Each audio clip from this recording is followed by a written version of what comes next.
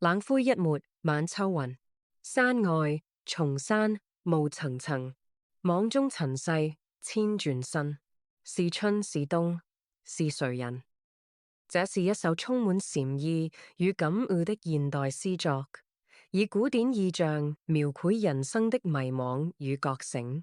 這四句詩展現了從自然景象轉入心靈體悟的層次。冷灰一抹晚秋圓，開篇以冷灰色調點出晚秋的蕭索與清冷，晚雲如墨，營造出一種凄清而沉靜的氛圍。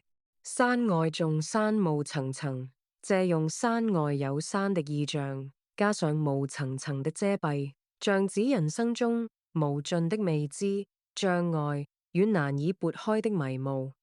網中塵世千轉身，將塵世比作一張交織的網，人在其中不斷地經歷轉變與輪迴。千轉身表達了在世俗中掙扎與尋求出路的疲憊。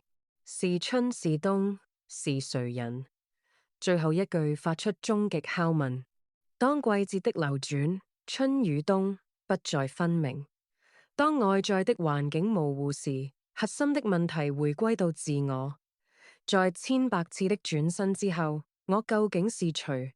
這首詩反映了創作者對時光流逝與身份認同的深刻思考，帶有一種出塵的寂寥感，類似於修行者在紅塵中觀照自我的心境。